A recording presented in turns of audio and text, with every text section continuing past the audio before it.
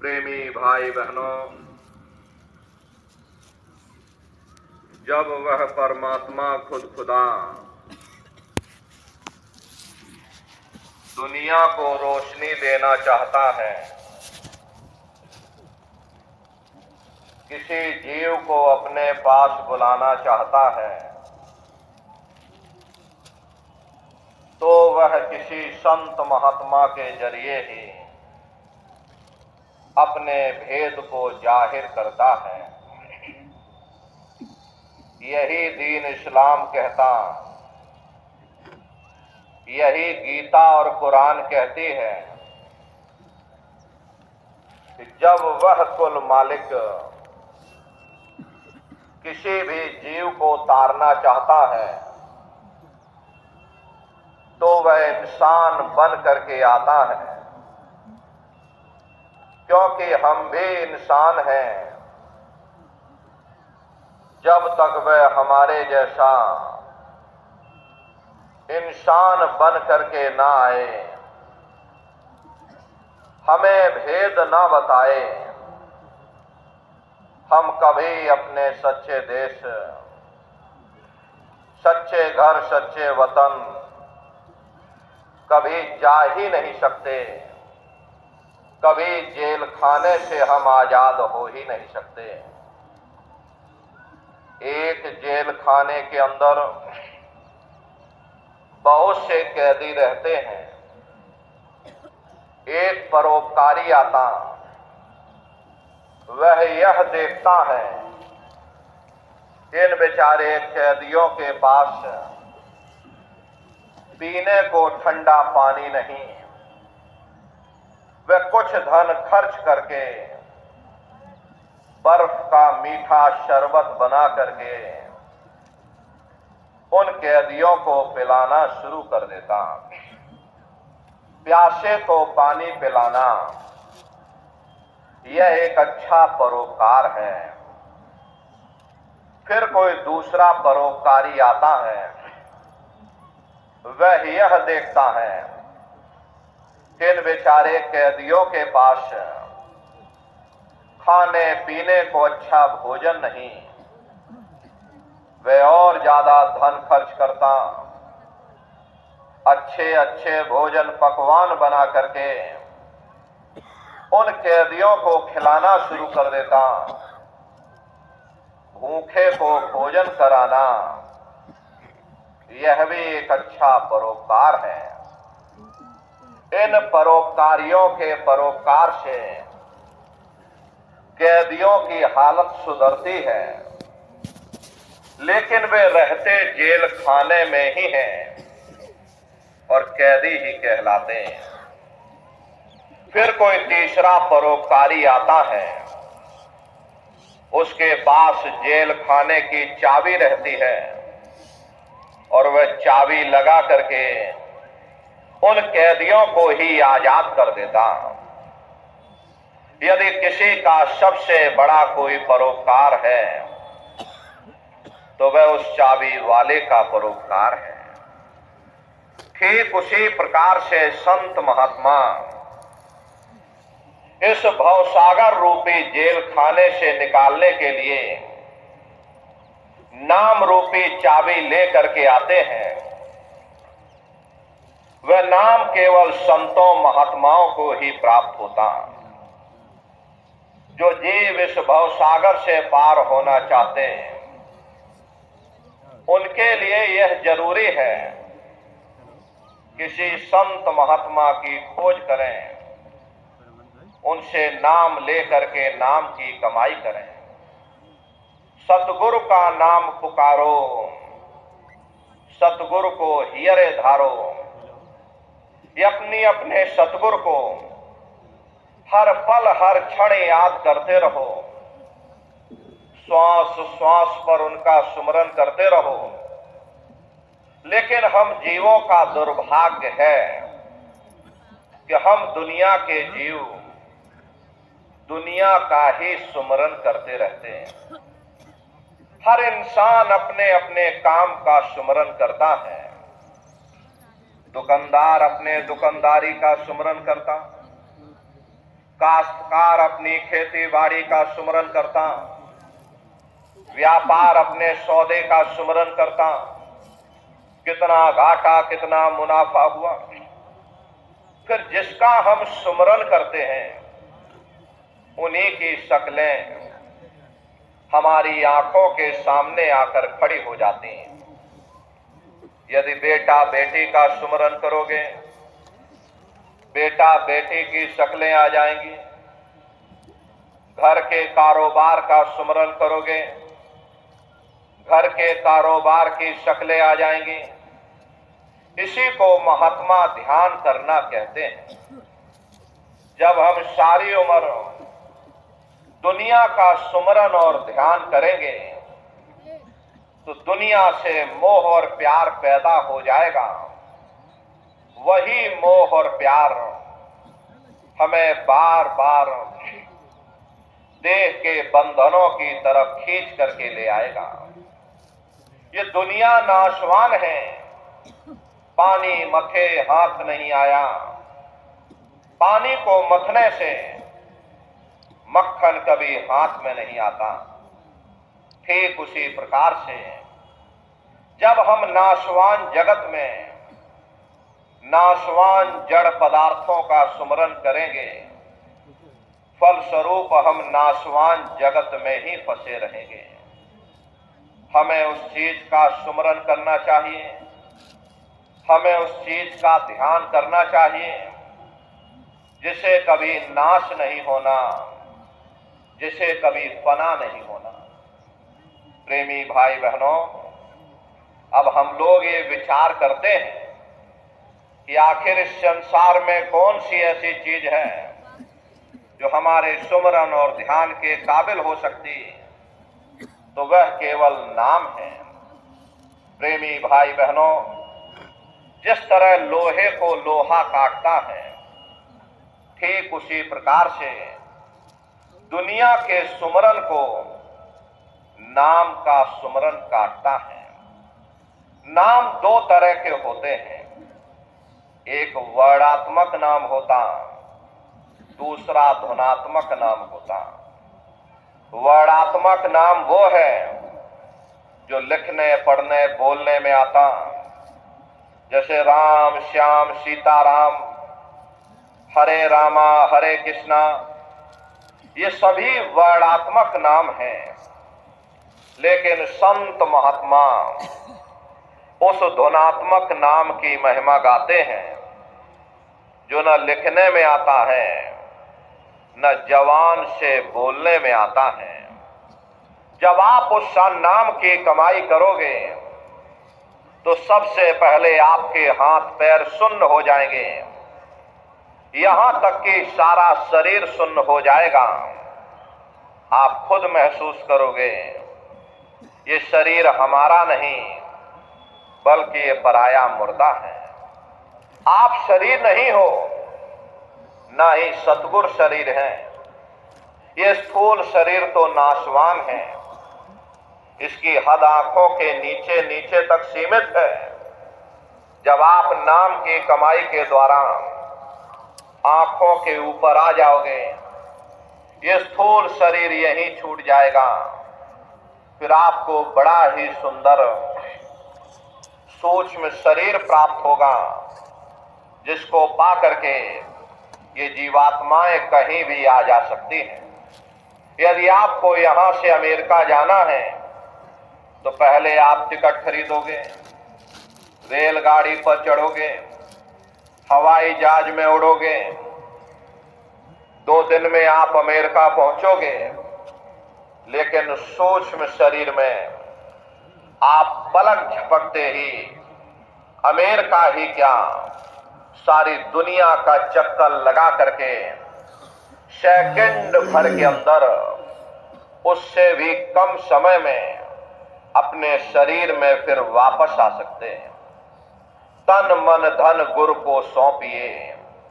अगर तुम रूहानी मंडलों की सैर करना चाहते हो, अपना सर्वस्व गुरु के चरणों में न्यौछावर करो, फिर गुरु तुम्हारी संभाल करेंगे। हर पल हर क्षण गुरु तुम्हारे साथ रहेंगे। गुरु नाम रूपी जहाज पर बैठा करके तुम्हें ब्रह्मांडों की सैर करेंगे। सतगुरु पर करो भरोसा, फिर करो न कुछ अफसोसा। बगैर भरोसे और विश्वास के एक कदम चलना भी मुश्किल पड़ जाता। देखो, जब हम रेलवे स्टेशन पर जाकर के टिकट खरीद करके रेलगाड़ी में बैठ जाते हैं तो हमें पूरा भरोसा होता कि हम अपने जिले में जरूर पहुंच जाएंगे, हमने अपने स्थान पर जरूर पहुंच जाएंगे। भले ही रेलगाड़ी लेट हो जाए, लेकिन हमें पूरा भरोसा होता है कि देर सवेर हम अपने स्थान पर जरूर ही पहुंच जाएंगे। ठीक उसी प्रकार से जब सतगुरु ने हमें नाम दे दिया, धूमधाम जाने की टिकट दे दी, तो एक ना एक दिन हम अपने सच्चे देश, सच्चे घर, सच्चे वतन यानी सचखंड जरूर पहुंचेंगे।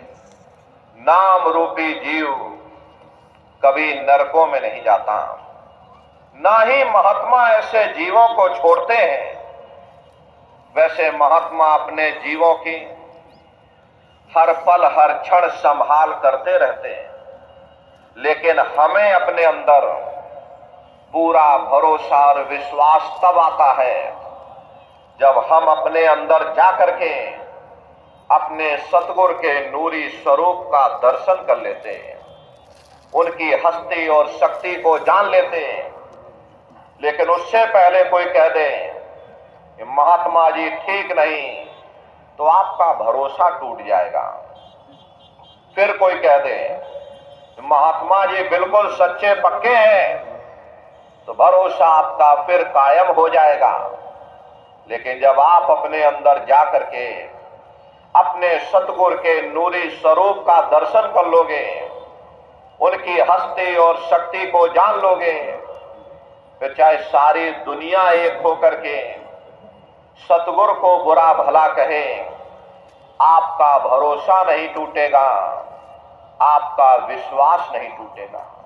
इसीलिए महात्मा कहते हैं कि शिष्य तुम्हारा धर्म है, तुम सतगुरु की मौज में रहना सीखो, उनकी रजा में रहना सीखो, उनके हुक्म पर चलना सीखो, फिर चाहे कैसा भी हुक्म हो।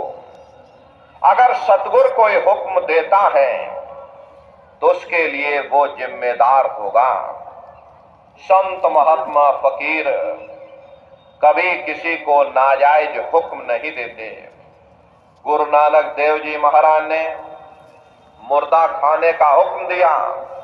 एक गुरु अंगद देव जी निकले जिन्होंने ये कहा कि हुजूर मैं सिर की तरफ से खाऊं या पैर की तरफ से खाऊं। हालांकि वो हलवा था, उन्हें तो परीक्षा लेनी थी, लेकिन परीक्षा के समय में एक ही चेला निकला, बस से सब चेले चपाटे भाग गए। कहने का मतलब ये है कि मुर्शिद का जो भी हुक्म होता है, तालिब के लिए वही हदीस होता, वही वेद होता, वही कुरान होता। तो करे उन चरणन होशे, सतगुरु से मत कर रोसे।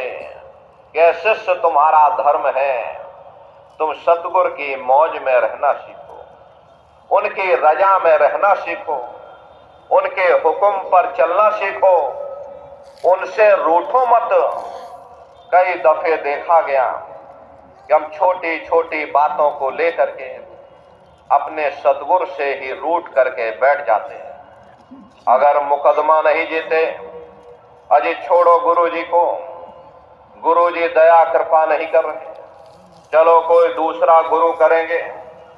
चुनाव नहीं जीते, अजी छोड़ो गुरुजी को, चलो कोई तीसरा गुरु करेंगे। बेटा बेटी नहीं हुए, अजी छोड़ो गुरुजी को, चलो कोई चौथा गुरु करेंगे। यहां तक कि आपकी भैंस भैंसिया मर गई तो आपने सारा दोष गुरुजी पर मढ़ दिया। प्रेमी भाई बहनों, हमारा और सतगुरु का ताल्लुक हमें चुनाव जिताना नहीं, हमें मुकदमा जिताना नहीं, बल्कि हमें धूमधाम पहुंचाना है, जहां न फिर जन्मना है ना ही फिर मरना है।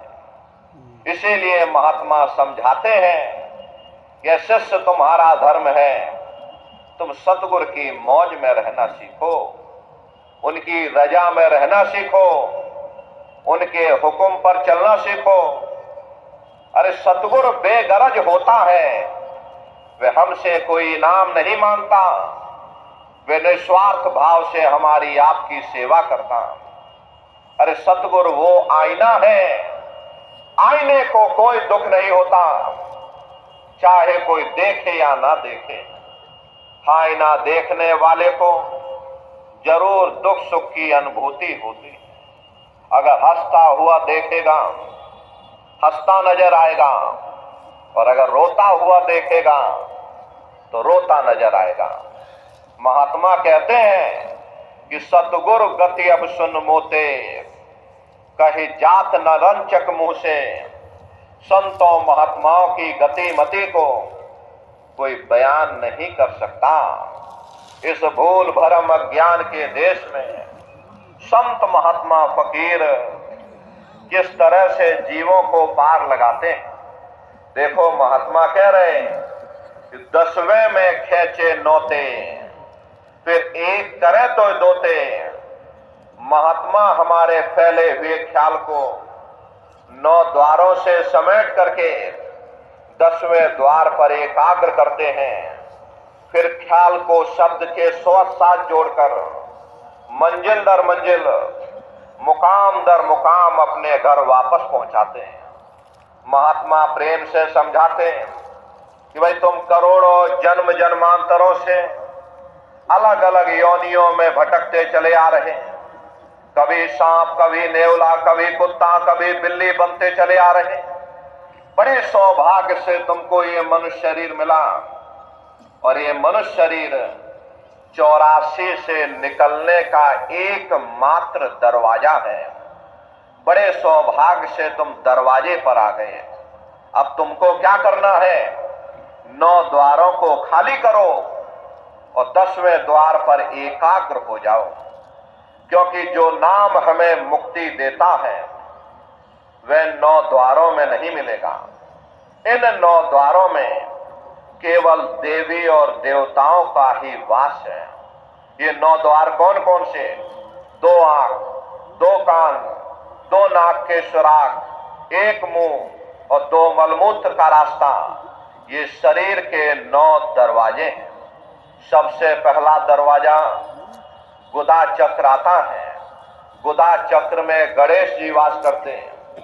गणेश जी यहाँ के मालिक हैं। ये 4 दल का कवल है। यहाँ पर पृथ्वी तत्व पाया जाता। उसके ऊपर इंद्रिय चक्र आता। इंद्रिय चक्र में ब्रह्मा जी वास करते हैं। ब्रह्मा जी यहाँ के मालिक हैं। ये 6 दल का कवल है। यहाँ पर जल तत्व पाया जाता। उसके ऊपर ये नाभि चक्र आता। नाभि चक्र में विष्णु जी वास करते हैं। विष्णु जी यहाँ के मालिक हैं। ये 8 दल का कवल है। यहाँ पर अग्नि तत्व पाया जाता है। उसके ऊपर ये हृदय चक्र आता। हृदय चक्र में शिव जी वास करते हैं। शिव जी यहाँ के मालिक हैं। ये 12 दल का कवल है। यहाँ पर वायु तत्व पाया जाता। और आप सबसे ऊपर प्रेमी भाई बहनों, उसके ऊपर एक कंठ चक्र आता। यहाँ पर आद्या महाशक्ति की वास करती है। ये 16 दल का कवल। और आप सबसे ऊपर तुम्हारी जीवात्मा सबसे ऊपर दोनों आंखों के मध्य भाग में बैठी है, जहां पर देवियां बिंदी लगाती हैं और पुरुष जहां पर टीका लगाते हैं। तो महात्मा यही समझाते हैं, भाई जीवात्मा यहाँ पर बैठी है और यहीं पर बैठ करके जीवात्मा अपने प्रकाश को पूरे शरीर में फैलाती है, जिससे आपका ये शरीर चलता है। तो जीवात्मा के फैले हुए प्रकाश को 9 द्वारों से समेट लो और 10वें द्वार पर एकाग्र हो जाओ। उसका फायदा क्या होगा? शब्दारस तो ही पिलावे, जमपुर से फेर बचावे। जब हम 10वें द्वार पर एकाग्र हो जाएंगे तो हमें शब्द की लज्जत मिलना शुरू हो जाएगी। वो आवाज हमको सुनाई पड़ना शुरू हो जाएगी, वो नाम धुन हमको सुनाई पड़ना शुरू हो जाएगी। उस शब्द की लज्जत इतनी मीठी है कि हमारा ये मन अपने आप दुनियादारी को छोड़ देगा। प्रेमी भाई बहनों, जिस धन दौलत के लिए हम रात दिन भटकते और तड़पते थे, जिस मान बड़ाई के लिए हमने कितनी जाने रातें काट करके रख दी, जब वो नाम की दौलत मिल जाएगी अपने आप हमारा ध्यान उधर से हट जाएगा। इसका फायदा क्या होगा? जमपुर से फेर बचावे, हम जमदूतों के हाथों से बच जाएंगे, जन्म मरण के बंधनों से हम आजाद हो जाएंगे और हम अपने मालिक से मिलने के काबिल हो जाएंगे। घर अगम तो ही दर्शावे, मार्ग सब तो ही लखावे, जो संगत उनकी करते सो जग से कभी न डरते। जो जीव महात्माओं की संगत और सोहबत में आकर के नाम की लज्जत लेने में लग जाते हैं, उनके अंदर से दुनिया का लोक और लाज निकल जाता। अगर हम लोक लाज के अधीन होकर के उस मालिक की भक्ति करेंगे तो इसका मतलब है ये हमारे अंदर मालिक से मिलने का अभी प्रेम और प्यार पैदा नहीं हुआ।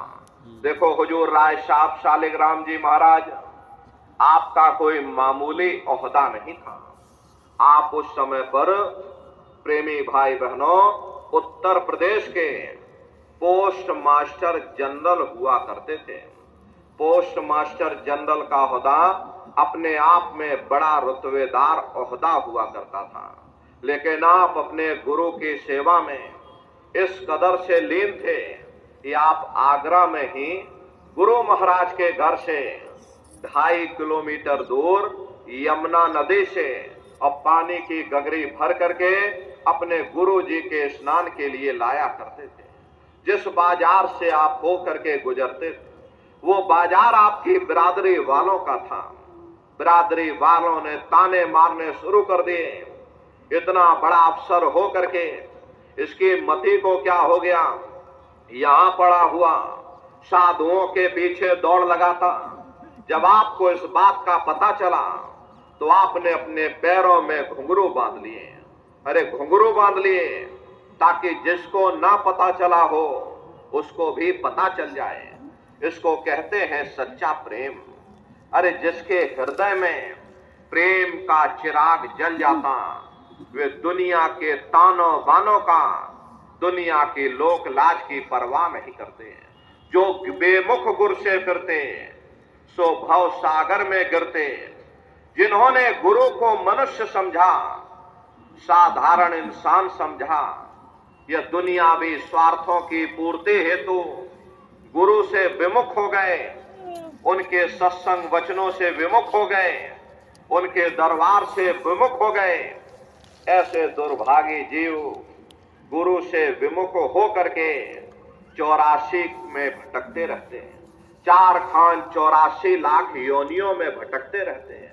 84 चक्कर खावे फिर जन्म जन्म दुख पावे। ऐसे दुर्भागे जीव 4 खान 84 लाख योनियों में भटकते रहते हैं, जन्म मरण की असहनीय वेदना को सहते रहते हैं। इसीलिए महात्मा कहते हैं, भाई तुम सोचो अपने मन में, कोई ना ही गुरु सम जग में। तुम विचार करके देख लो, अरे गुरु के बराबर इस दुनिया में कोई सच्चा रहबर नहीं, कोई तुम्हारा सच्चा साथी नहीं है। अरे प्रेमी भाई बहनों, मौत के समय में आदमी मर जाए औरत देखती रहती, औरत चली जाए आदमी मुंह देखता रहता। अरे कौन किसके काम आता, नहीं कोई मौत से डरता, खौफ जम का नहीं भाई।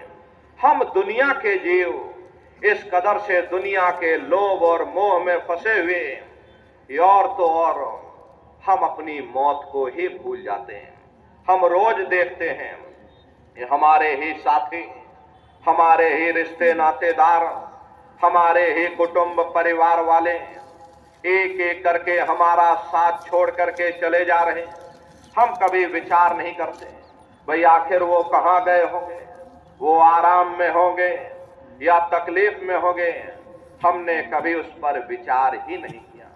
प्रेमी भाई बहनों, यदि महापुरुषों के इन शब्दों पर हम लोग विचार करते तो निश्चय ही हम अपने जीवन के लक्ष्य का पता पा जाते हैं, अपनी जीवात्मा को उस परमात्मा के साथ मिलाते हैं और प्रभु के साथ मिल करके उस आराम और चैन को पा जाते हैं जो इस जड़ दुनिया में, इस जड़ संसार में नहीं मिलता।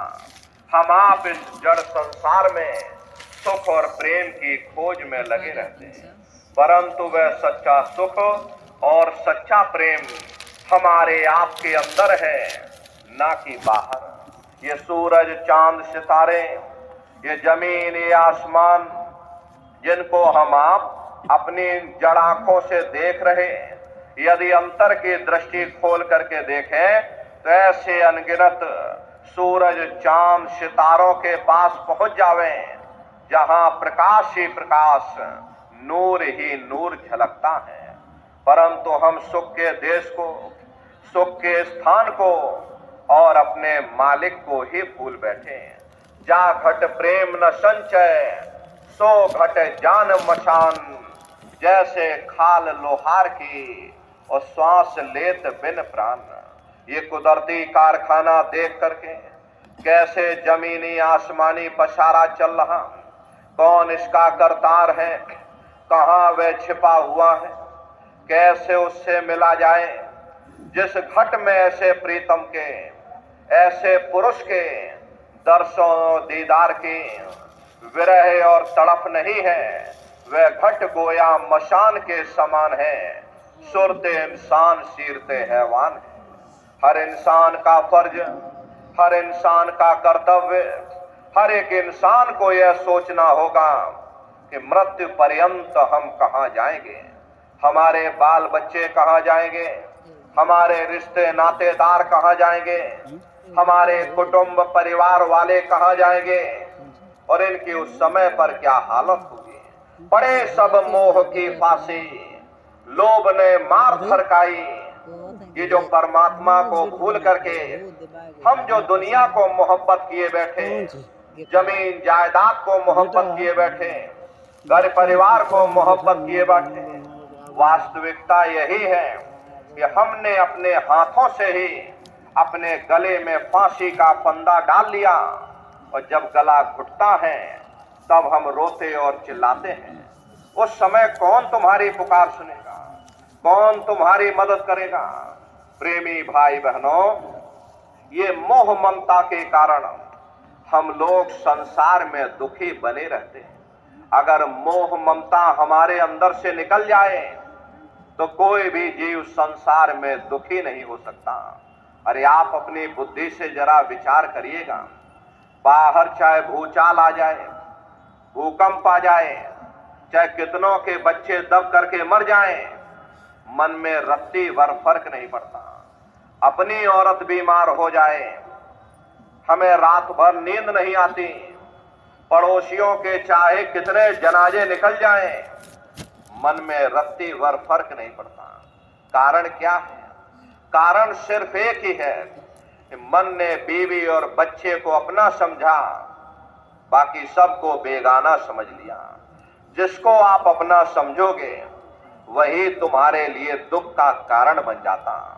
यहां न कोई अपना है, ना ही कोई पराया है, जो कुछ है परमात्मा का है। अरे परमात्मा ने हमको दिया लिया, परमात्मा जो दे दे हर इच्छा और परमात्मा जो ले ले हर इच्छा। हम किस बात का गिला शिकवा करते हैं, लेकिन हमारी हालत ऐसी है, ये लोभ रूपी कुत्ता सदा मन में भौंकता ही रहता है, ये कभी चुप नहीं बैठता। जब भी परमात्मा के आगे हाथ जोड़ करके अरदास करते हैं, वही दुनिया की इच्छाओं और तृष्णाओं को मांगने के लिए करते हैं। कभी हमने परमात्मा का शुक्र नहीं किया कि शुक्र है परमात्मा, तूने खाने को रोटी दे दी। अरे आधी दुनिया भूखी पेट सोती है, शुक्र है परमात्मा, तूने रहने को झोपड़ा दे दिया, आधी दुनिया फुटपाथ पर सो रही। शुक्र है परमात्मा, तूने इतना अच्छा शरीर दे दिया, आधी दुनिया अस्पतालों के चक्कर काट रही। कभी हमने परमात्मा का शुक्र नहीं किया, बस मांगते चले जा रहे, मांगते चले जा रहे। प्रेमी भाई बहनों, जब परमात्मा हमारी अरदास को पूरी कर सकता है तो उसे ये भी मालूम है कि हमें किस चीज की जरूरत है। प्यारे बेटे को बाप से मांगने की जरूरत नहीं पड़ती। अरे बाप खुद चाहता है कि अपने प्यारे बेटे को सब कुछ दे दिया जाए, लेकिन प्यारा बेटा बनने की कोशिश करो, तुम प्यारे बेटे बन जाओ। वो मालिक देने के लिए तैयार बैठा। कहां लग कहो इस मन को, उन्हीं से मांस नचवाई। हम सब दुनिया के जीव ये बात जानते हैं कि भाई महात्मा जी जो कुछ कह रहे हैं बिल्कुल सही कह रहे हैं। दुनिया में सुख नहीं मिलेगा, दुनिया में शांति नहीं मिलेगी, लेकिन फिर भी कहां प्रेमी भाई बहनों हम दुनिया का मोह छोड़ पाते हैं, कहां हम दुनिया का प्यार छोड़ पाते हैं। वही घूम फिर करके गड्ढे में गिर जाते हैं, जैसे भेड़ों के बाड़े में आग लग जाती है। लोग तरस खा करके भेड़ों को गड्ढे से बाहर निकालते हैं, लेकिन भेड़े एक दूसरे का पीछा नहीं छोड़ती, आखिर में एक साथ जल करके राख हो जाती है। वही हाल हम जीवों का है। हम दुनिया के मोह ममता में इस कदर से फंसे हुए घूम फिर करके गड्ढे में जा करके ही गिरते हैं। अरे महात्मा तो दुनिया की हकीकत को समझाते हैं। भाई तुम्हारा असल वो परमात्मा है, वो परमेश्वर है। ये शरीर झूठ है, इस शरीर में बैठ करके तुम जिस दुनिया से मोहब्बत किए बैठे वो भी झूठ है। ये झूठ हमेशा झूठ के मोह में फंसा रहता और अपने मालिक को भूला बैठा। जो अपना है, अपना बन सकता, उसे हम अपना बनाने की कोशिश नहीं करते। जो अपने बन नहीं सकते उनके लिए रात दिन भटकते और तड़पते फिरते हैं। अरे महात्मा जीवन की हकीकत को समझाते हैं, लेकिन नतीजा क्या होता? शर्मत का सिर काट दिया, मंसूर को सूली पर चढ़ा दिया, शम्स तमरेज की जीते जी खाल खिंचवा दी, पलटू साहब को जिंदा झोपड़े में फूंक दिया गया, मीरा को जहर का प्याला दे दिया। अरे उन महात्माओं का क्या कसूर था? महात्मा तो जीवन की हकीकत को समझाते हैं, जीवन की सच्चाई को समझाने के लिए आते हैं। प्रेमी भाई बहनों, महात्मा कोई कौम नहीं बनाते, महात्मा कोई मजहब नहीं बनाते, महात्मा कोई जात पात के रगड़े झगड़े नहीं करते। अरे जितने हमारे मजहब हैं, जितने रीत रिवाज हैं, चाहे हिंदू धर्म हो, चाहे मुसलमान धर्म, चाहे सिख या ईसाई धर्म हो, ये जितने हमारे मजहब हैं, इनके जितने रीत रिवाज हैं, जितना रहन सहन का तरीका है, हमें जरूर अलग अलग नजर आता है, लेकिन उसके अंदर जो रूहानियत है वो असलियत है। वो हर मजहब की तह के अंदर एक ही चीज होती है। संत महात्मा फकीर केवल उस रूहानियत को समझाने की कोशिश करते हैं। आप तमाम जिंदगी उस रूहानियत का ही प्रचार करते हैं। रूहानियत और शरीयत का आपस में वैसा ही रिश्ता होता है जैसा जेवरों का जेवरों के डिब्बों के साथ होता। तलवार को काम आनी होती, म्यान को नहीं। ठीक उसी प्रकार से हमें जो कुछ भी प्राप्त होगा उस रूहानियत से प्राप्त होगा। जब हम रूहानियत से दूर हो जाते हैं तब आहिस्ता आहिस्ता हम शरीयत के कैदी बन जाते हैं, शरीयत के गुलाम बन जाते हैं। वह शरीयत धर्म के ठेकेदारों के हाथों में चली जाती है। वे हमें बाहर मुखी कर देते, कर्म कांडों में फंसा देते। ना किसी को रूहानियत की समझ होती है, ना ही कोई समझाने की कोशिश करता।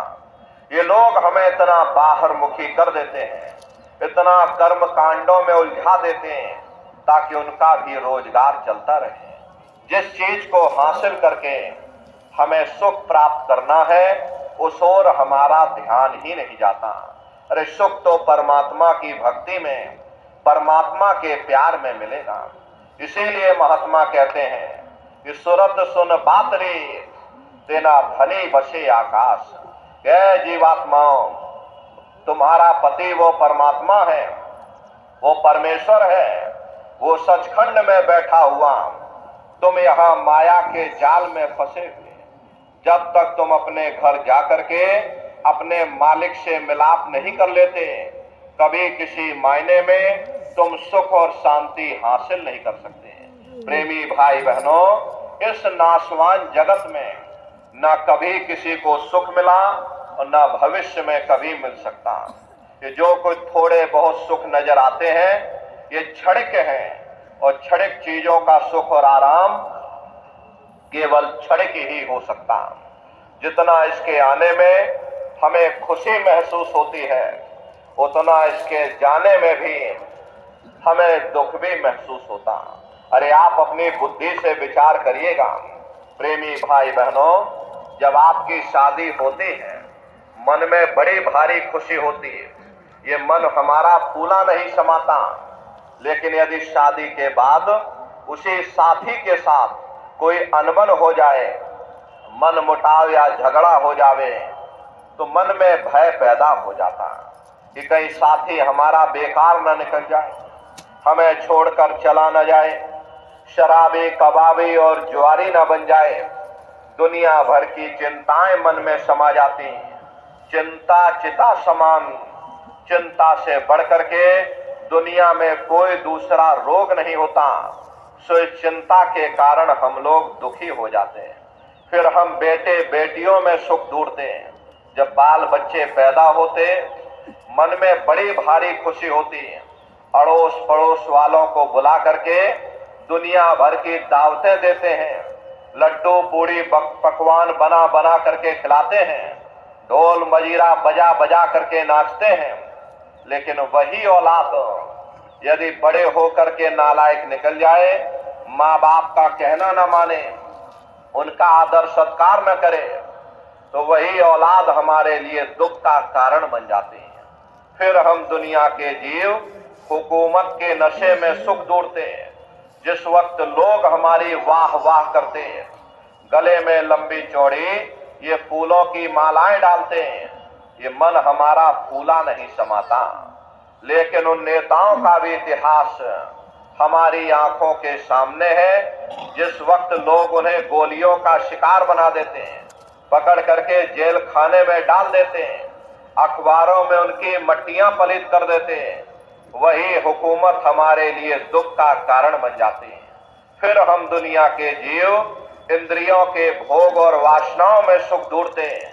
लेकिन जिस वक्त बीमारियों का हिसाब हमें अपने जिस्म पर देना पड़ता है, तब हमें होश आता है ये सुख का कारण है या दुख का कारण है। इसीलिए महात्मा समझाते हैं कि भाई आप इस नाशवान जगत में कभी सुख हासिल नहीं कर सकते हो, कभी शांति प्राप्त नहीं कर सकते।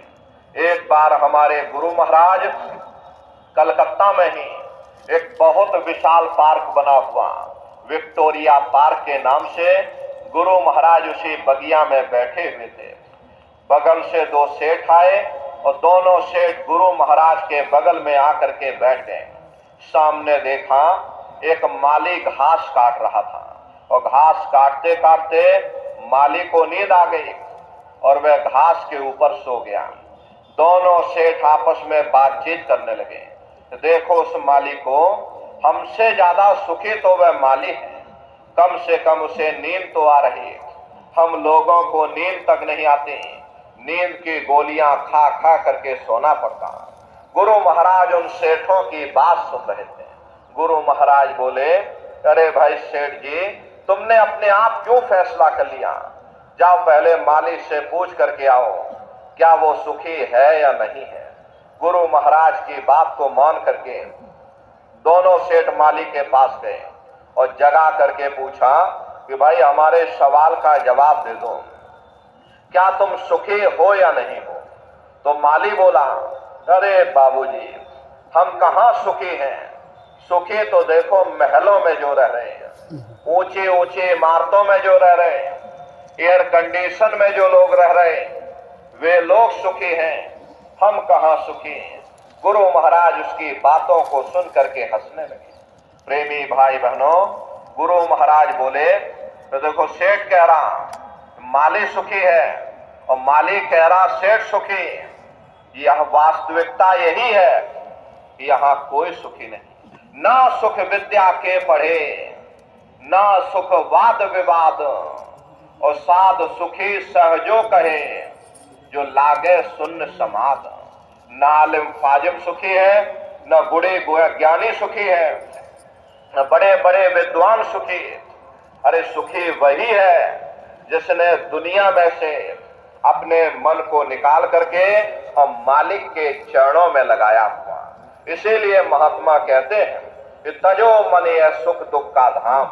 संतों महात्माओं ने इस नगरी को दुख और सुख की नगरी कहकर बयान किया, क्योंकि कोई इंसान ऐसा नहीं मिलेगा जिसको हमेशा सुख ही सुख प्राप्त हुए, या कोई इंसान ऐसा नहीं मिलेगा जिसको हमेशा दुख ही दुख प्राप्त हुए। अरे 10 दिन दुख में गुजर जाते, थोड़ी बहुत सुख की श्वास भी आ जाती है, और यदि 10 दिन सुख में गुजर जाते तो थोड़ा बहुत दुख का सामना भी करना पड़ता। प्रेमी भाई बहनों, ये सुख दुख की समस्याएं हमारे पिछले जन्मों के पुण्य और पाप के कारण हैं। जब पाप और पुण्य इकट्ठे होते हैं तब हमें इंसान का जामा मिलता है। यदि पुण्यों के कारण हम लोग सुखी हो जाते हैं तो उन पापों के कारण हमको दुख का सामना भी करना पड़ता। संत महात्मा इस नगरी को सुख की नगरी बनाने के लिए नहीं आते। अगर संतों महात्माओं का दुनिया में आने का यही एक लक्ष्य होता, ये दुनिया सुख की नगरी बन जाए, तो अब तक जरूर बन जानी चाहिए थी। इतिहास गवाह है, हर कौम, हर मजहब में, हर मुल्क, हर वक्त में किस किस चोटी के महात्मा आए, लेकिन उनके आने के बावजूद ये दुनिया आज तक सुख की नगरी न बन सकी। तो हम आप क्या सोच करके बैठे इस दुनिया को सुख की नगरी बना सकेंगे। प्रेमी भाई बहनों, ये दुनिया के कांटे बांटे हम चाहे कितने भी क्यों ना इकट्ठे कर लें, कभी कामयाब नहीं हो सकते। लेकिन अगर हिम्मत करके हम अपने पांवों में ही जूतियां पहन लें तो दुनिया के कांटे हम पर असर नहीं कर सकते। ये सुख दुख की समस्याएं, ये सुख दुख के मसले न कभी किसी से हल हुए और ना ही कभी हो सकते। लेकिन महात्मा जिंदगी गुजारने का ऐसा सरल, ऐसा सुगम साधना तरीका समझाते हैं जिस पर चल करके हमारा ये ध्यान सुख दुख की समस्याओं से परे चला जाता है। अरे महात्मा कहते हैं कि लगो तुम अब चढ़कर सतनाम। अगर तुम सुख पाना चाहते हो, अगर तुम शांति पाना चाहते हो, तो सतनाम की खोज करो, उस मालिक की भक्ति करो। क्योंकि जितना समय हमारा आपका ध्यान मालिक की भक्ति में लगा रहेगा, हम दुनिया में 2-4 दिन जरूर सुख हासिल कर सकते। और अगर हमारा ध्यान मालिक की भक्ति की तरफ से हट जाएगा तो सारी दुनिया हमारे लिए दुख का रूप बन करके खड़ी हो जाएगी। अरे आप लोग बुद्धिमान हो, अपनी बुद्धि से स्वयं विचार करिएगा। एक छोटा सा बच्चा अपने पिता की उंगली पकड़ करके मेला या नुमाइश में घूमने जाता है। उसे मेले की हर साजो सामान बड़ी खूबसूरत नजर आती है।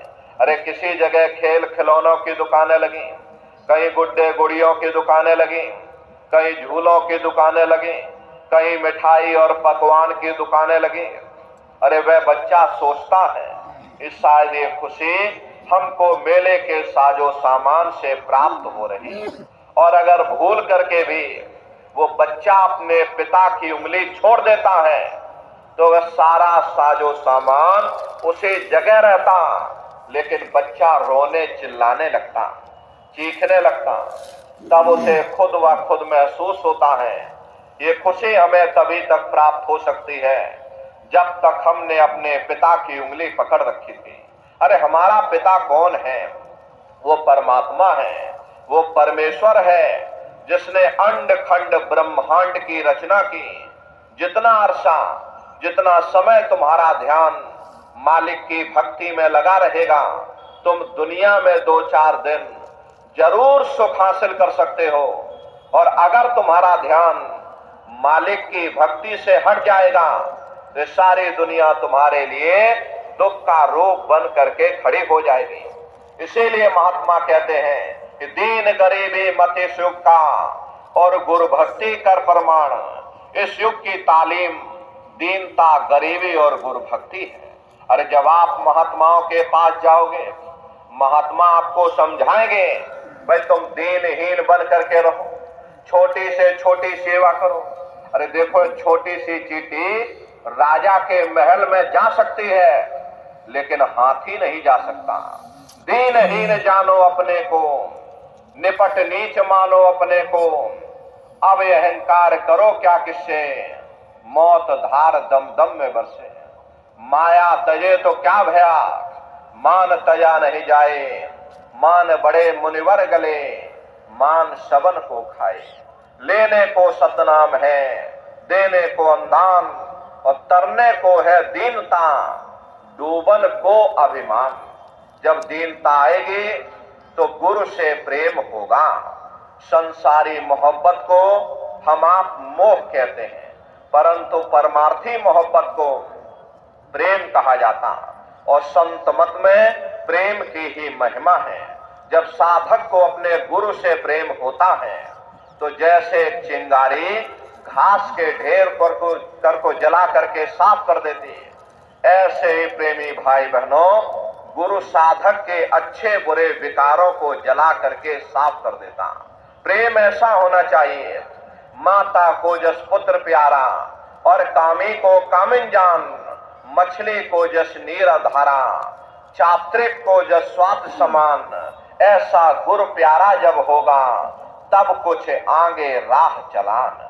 जैसे माता को अपने पुत्र से प्रेम होता है, मछली को नीर से होता है, पतंगे को दीपक से होता। तुम दीपक में भई पतंगा, भस्म किया मन तुमरे संगा। तुम सूरज में किरनी आई, और तुमसे निकसी तुम ही समाई। पतंगा ये नहीं देखता ये दीपक राजा के घर जल रहा या कंगाल के घर जल रहा।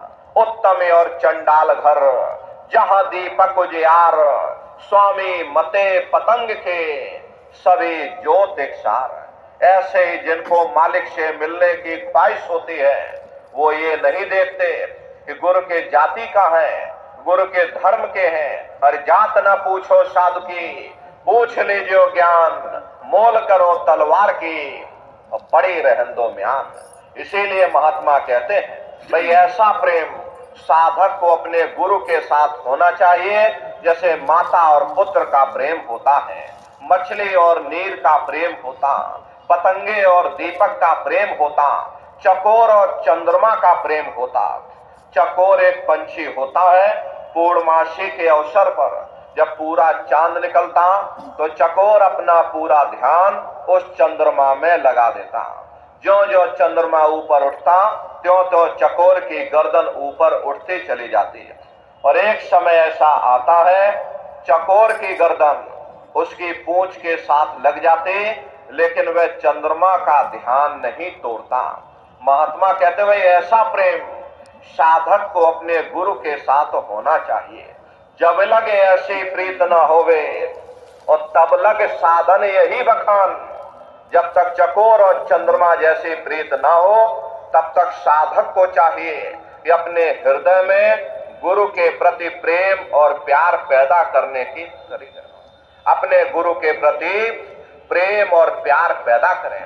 अब गुरु के प्रति प्रेम प्यार होना ये कोई मामूली बात नहीं है, क्योंकि जन्म जन्मांतरों से हमारे आपके ऊपर पाप कर्मों के बोझे लदे हुए हैं जो हमें महात्माओं की तरफ जाने नहीं देते। अरे कबीर साहब ने लिखा है कि कबीर पापी भगत न भावई, हर पूजा न सुहाए, माखी चंदन पर हरे, और जहां विगंध तह जाए। जिस तरह से मक्खी चंदन या कस्तूरी पर नहीं बैठती है, बल्कि रात दिन गंदगी में भिनभिनाती रहती है, ठीक उसी प्रकार से हम मनुष्यों का हाल है। हमारे आपके बुरे खोटे पाप कर्म हमें महात्माओं की तरफ जाने नहीं देते, बल्कि रात दिन इंद्रियों के भोग और रोग में जलते रहते हैं। अरे महात्मा कहते हैं भाई, जब साधक को अपने गुरु के साथ प्रेम होगा तो प्रेमी भाई बहनों, ये मन अपने आप शांत हो जाएगा। और जब आप महात्माओं के पास जाओगे, उनके सत्संग वचनों को सुनोगे, उनके आदेश और निर्देश का पालन करोगे, तो तुम्हारा हृदय निर्मल होगा। और जब हृदय निर्मल होगा, ये मन शांत हो जाएगा। और जब मन शांत होगा, शब्द सुनाई पड़ने लग जाएगा। और जब शब्द सुनाई पड़ जाएगा, तब तुम्हारी ये जीवात्मा शब्द को पकड़ करके अपने घर वापस पहुंचेगी। शब्द शब्द पौड़ी पर चढ़कर पहुंचो सचखंड सतनाम। संत मत कोई मजहब नहीं है। यहाँ ना कोई हिंदुओं के लिए लिहाज है, ना कोई मुसलमानों के लिए लिहाज है। अरे भाई, आप हिंदू होकर के अंदर जाओ, आप मुसलमान होकर के अंदर जाओ, आप सिख और ईसाई होकर के अंदर जाओ, ताते पहले गुरु को ध्याओ और काम सब पीछे जान, और गुरु की मूरत हृदय बसाओ, चंद्र चकोर प्रीत घटियान। प्रेमी भाई बहनों, रूहानियत की तालीम पूर्ण गुरु से प्राप्त होती है, जो शब्द के भेद को जानते हैं। ऐसे शब्द भेदी उन महात्माओं की खोज करो। गुरु सोई जो शब्द सनेही, शब्द बिना दूसर नहीं सही, शब्द कमावे सो गुरु पूरा, उन चरणन की हो जा धूरा, और पहचान करो मत कोई, लक्ष्य अलक्ष्य न देखो सोई, शब्द भेद लेकर तुम उनसे, और शब्द कमाओ तुम तन मन से। यानी शब्द स्वरूपी शब्द अभ्यासी महात्माओं की खोज करो, जो शब्द या नाम के भेद को जानते हो। ऐसे महात्माओं की खोज करो, ऐसे महात्माओं की संगत और सोहबत करो, उनके सत्संग वचनों को सुनो, उनके आदेश और निर्देश का पालन करो, और उनके बताए हुए रास्ते पर चल करके उस मालिक की भक्ति करके अपनी जीवात्मा का कल्याण करा दो। प्रथम सीढ़ी भक्ति गुरु की, दूसर सीढ़ी सुरत नाम की, परमार्थ की पहली सीढ़ी गुरु भक्ति है। गुरु भक्ति अस कैसे आवे, सत्संग कर निज सेवा धावे। गुरु भक्ति कैसे आएगी? गुरु भक्ति कोई किराने की दुकान पर नहीं मिलती, जाकर उसे खरीद लिया जाए। गुरु भक्ति कैसे आएगी? जब आप गुरु के आदेश का पालन करोगे, उनके निर्देश का पालन करोगे, जब आप महात्माओं के सत्संग में जाओगे। प्रेमी भाई बहनों, सत्संग से जीवों के विचार बदलते हैं, सत्संग से निर्मलता आती है, सत्संग से पवित्रता आती है, सत्संग से तुम्हारा हृदय निर्मल हो जाता है, सत्संग से ये मन शांत हो जाता है। और जब ये मन शांत हो जाएगा, तब प्रेमी भाई बहनों, ये जीवात्मा मन को साथ में लेकर के अंतर में जाकर के गुरु के नूरी चरणों का दर्शन करेंगे। कृष्ण भगवान ने गीता में लिखा, श्री गुरु पद लख गण मन ज्योति, सुमरत दिव्य दृष्टि ही होती।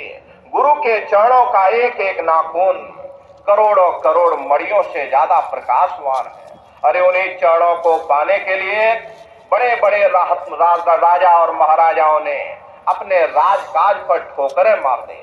देखो राजा गोपी चंद को, जिस वक्त राजा गोपी चंद अपना राजकाज छोड़ करके और गुरुजी के चरणों में गए, गुरुजी ने देखा ये राजा है, चलो पहले इसका लोक लाज निकाला जाए। गुरुजी ने हुक्म कर दिया, जाओ राजन, तुम अपने राज में भिक्षा मांग करके ले करके आओ। जिस राजा ने अपने राज में राज किया हो, अपनी ही प्रजा से भिक्षा मांगना ये बहुत बड़ी बात होती है। लेकिन गुरु के आदेश पर देखो राजा गोपीचंद अपने राज में भीख मांगने गए।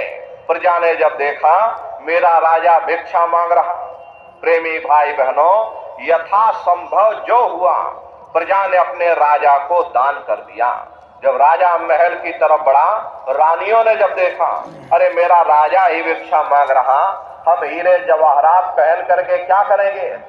जो समझा प्रेमी भाई बहनों, उन्होंने अपने हीरे जवाहरात उतार करके अपने राजा को दान कर दिया।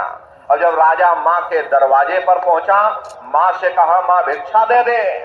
माँ ने कहा, तू मेरा बेटा है, अगर मैं तुझे हीरे जवाहरात दूंगी ये तेरे काम नहीं आएंगे, बेहतर होगा मैं वो चीज दूं जो तेरे काम आवे। राजा बोला, हे माते, तू जो चाहे मुझे दान कर दे। माँ ने कहा, बेटा मेरी 3 बातें हमेशा याद रखना, ये 3 सीख मैं तुझे दान में दे रही हूं। पहली बात यह है, किसी मजबूत किले या महल में रहना। दूसरी बात यह है, नरम नरम बिस्तर पर सोना। और तीसरी बात यह है, अच्छे अच्छे भोजन पकवान खाना। राजा हैरान हो गया, बोले, हे माता, तू ये क्या कह रही है? देख, मुझे जंगलों में रहना है, मेरे पास मजबूत किला कहां, मुझे जंगलों में सोना है, मेरे पास नरम नरम बिस्तर कहां, मुझे वहां रूखा सूखा मिलेगा, मेरे पास अच्छे भोजन पकवान कहां? ये तीनों बातें मेरे खिलाफ है। माता बोली, बेटा तू अभी समझा नहीं, देख तू राज छोड़ करके फकीर हो गया, तेरे पास हर तरह के लोग आएंगे, अमीर भी आएंगे, गरीब भी आएंगे, कोई तुझसे धन दौलत मांगेगा, कोई तुझसे जमीन जायदाद मांगेगा, कोई तुझसे बेटा बेटी मांगेगा। अगर तू गुरु के चरणों में पड़ा रहेगा तो तू बचा रहेगा, और गुरु के चरण तेरे लिए मजबूत से मजबूत किला है। दूसरी बात यह है, रात को जागना, जाग जाग करके भजन करना। जब नींद तुझे ज्यादा सताए तो वहीं सो जाना, फिर चाहे नीचे रोड़े हो चाहे नीचे पत्थर हो, उसमें वो नींद आएगी जो तुझे फूलों की सेज पर नहीं आई होगी। तीसरी बात यह है, भूखे रहना, भूखे रहोगे आलस कम आएगा, भजन ज्यादा बनेगा जब भूख ज्यादा सताए। जो रूखा सूखा मिले उसे तू खा लेना, उसमें वो स्वाद आएगा जो तुझे 56 प्रकार के भोजन में ना आया होगा। अरे इतिहास है उन भक्तों का जिन्होंने उस दौलत को पाने के लिए अपना सर्वस्व न्योछावर कर दिया। इसलिए प्रेमी भाई बहनों, महात्माओं के वचनों पर चलने की हम लोगों को जरूरत है। महात्माओं की संगत और सोहबत करना है, महात्माओं के सत्संग वचनों पर चल करके, उनके आदेश और निर्देश पर चल करके हमको सूरत शब्द नाम की कमाई करनी है। करोगे तो मिलेगा, बगैर मेहनत के कुछ नहीं मिलता। आप मेहनत करोगे, आप साधना करोगे, अरे आपको वो सुख मिल जाएगा, वो शांति मिल जाएगी जो इस जड़ संसार में, इस जड़ दुनिया में नहीं मिलता। ये मानव तन ये बार बार नहीं मिलने वाला। अब की बार ये मौका मिल गया, न जाने कितने युग युगांतर तक अलग अलग योनियों में भटकने के बाद तब बड़े सौभाग्य से तुम लोगों के मनुष्य शरीर मिला, बड़े सौभाग्य से ये मानव तन मिला है। बड़े से बड़े देवी और देवता भी इस मानव तन को पाने के लिए तरसते हैं, क्योंकि प्रेमी भाई बहनों, उन नरकों से, इन 84 से निकलने का केवल एक ही दरवाजा है, वह केवल मनुष्य का शरीर है। इसी मनुष्य रूपी मंदिर में बैठ करके हम उस परमात्मा की भक्ति कर सकते। इसीलिए संतों महात्माओं ने इस पंच भौतिक शरीर को सच्चा हरि मंदिर कहकर याद किया कि हरि मंदिर यह शरीर है और ज्ञान रतन प्रकट होए, ये असली हरि मंदिर है। जब भी वो परमात्मा मिलेगा इसी हरि मंदिर के अंदर मिलेगा। इसी पंच भौतिक शरीर को गुरु नानक साहब ने नर नारायणी देह कहकर याद किया। ये वो देह है जिसमें नारायण स्वयं विराजमान है। अरे वो नारायण जब भी मिलेंगे तुम्हें तुम्हारे अंदर मिलेंगे। यही कबीर साहब ने लिखा कि जो तिल माही तेल है, जो चकमक में आग, और तेरा साईं तुझ में, और जाग सके तो जाग। जिस तरह से तिल में तेल होता है, पत्थर में अग्नि होती है, ठीक उसी तरह से वो मालिक हर एक के खट खट में, हर एक के वजूद के अंदर बैठा हुआ। यही महात्माओं ने लिखा कि कस्तूरी कुंडल वशे, मृग दौड़े बन माही, ऐसे घट घट राम है और दुनिया देखे नाही। जैसे हिरण कस्तूरी की खुशबू को बाहर जंगलों में ढूंढता फिरता, हालांकि वो खुशबू उसके नाभि से होकर के आती है। वही हाल हम